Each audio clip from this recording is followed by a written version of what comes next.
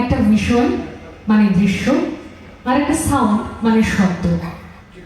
ঋত্বিক ঘটক বিশ্বাস করতেন এই ভিজুয়াল আর সাউন্ডের যে সম্পর্ক সেটা বৈবাহিক।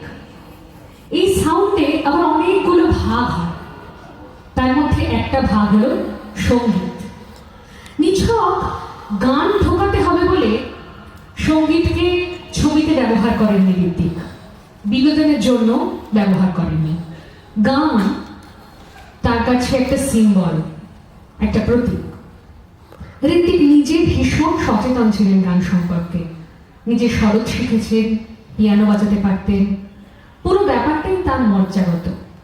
কাজে সঙ্গীত ব্যাপারটা তার ছবিতে যে একটা আলাদা তাৎপর্য নিয়ে আসবে এটা বলাই বাহুল্য।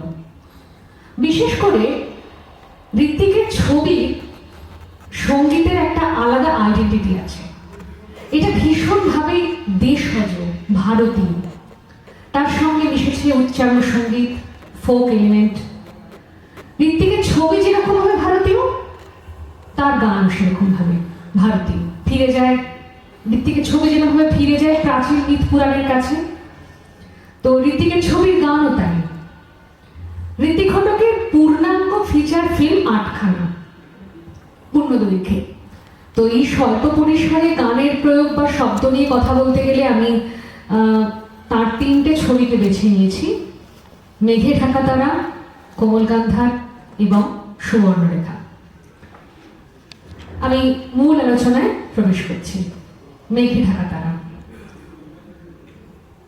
1960 সালের ছবি।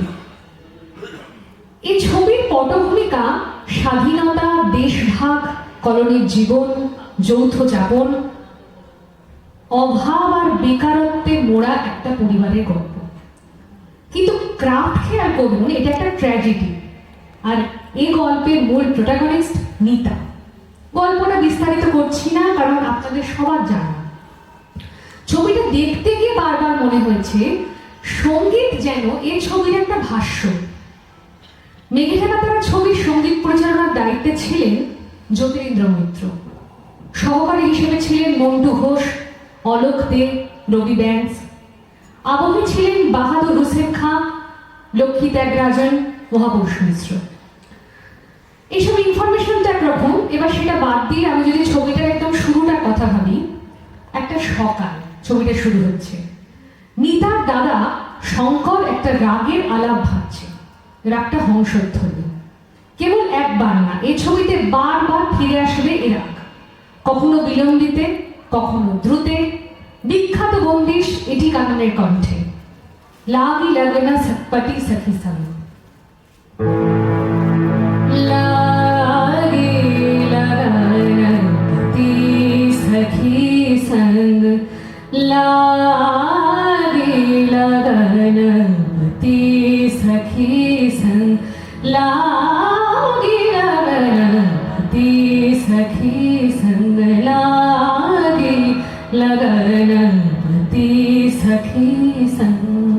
এই হচ্ছে বন্দিশ, যেটা ব্যবহার করা হচ্ছে, বা হংসধ্বনির যে ইয়েটা।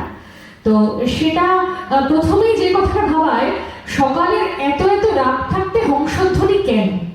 ভারতীয় শাস্ত্রীয় সঙ্গীতে রাগ গাওয়ার নানা সময় থাকে, তেমনি হংসধ্বনির সময় তো সকাল নয়, বরং সূর্যাস্তের পর। আবার এও নয় যে শঙ্কর সারা ছবিতে আর কোনো রাগ গায়নি। তাহলে একটা এরকম অদ্ভুত প্রয়োগ দিয়ে শুরুটা কেন? আসলে মনে হয় এও একটা মেসেজ। এই ছবিতে যে যেরকমটা ভাববে ঠিক সেরকমটা হবে না, নীতি মেনে সবটা হবে না।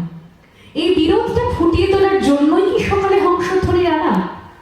হংসধ্বনি যেন ছবিটার একটা থিম, বারে বারে ফেরে। বিশেষ করে মনে করুন, যখন লাগি লাগলো পতি সখী সঙ্গ গাইতে গাইতে ফিরবে শঙ্কর, একদিকে তার মনে আনন্দ, সে মুম্বাই থেকে ফিরছে। একটু পরেই কিন্তু অন্য ছবি, সে পরিচিত হবে নিতার যক্ষার সঙ্গে। ঠিক বিপরীত একটা অনুভূতির আগের মুহূর্ত। এবার একটা অন্য গানের কথা বলি।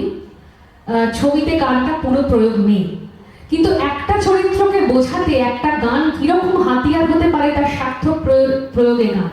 খুবই পরিচিত রবীন্দ্রসঙ্গীত। ঘরেতে ভ্রমর এলো গুনগুনিয়ে, আমারে কার কথা সে যায় শুনিয়ে। ঘরেতে ভ্রমর এলো গুনগুনিয়ে। গানটি রয়েছে নিতার বোন গীতার লিপি। গীতার লিপি গানটি গেয়েছিল গীতা ঘটক নিজে। নিতার ঠিক বিপরীত চরিত্র গীতা। সে একটু চঞ্চল, আত্মসুখী, এক প্রগল্ভ চরিত্র। সেটাকে যেন উপস্থাপিত করে দেয় এই গানের কবি। আপনারা ভাবুন সেই দৃশ্যটার কথা, যেখানে গীতা চুল আঁচড়াতে আঁচড়াতে গানটা গাইছে। ছবিতে নেই, কিন্তু পরের কথাগুলো খেয়াল করুন তো, কেমনের অভিঘরে মন যে কেমন করে, ঠিক গীতার চরিত্রের মতো না? এবার একটু ওই জায়গাটায় আসি। নিতার বাবা পড়ে গিয়ে চোট পায়, আর তারপর নিতাই চাকরি করে সংসারের দায়িত্ব নেয়। ঠিক এমন সময় মোদি নিতার দাদাকে বলে, নিতা আসলে সংসারের সিন্দাবাদ নাবিক, বলে মরণে তার ছুটি মিলব। ঠিক এই সময় একটা গান শুরু হয়, আস্তে আস্তে ব্যাকগ্রাউন্ডে।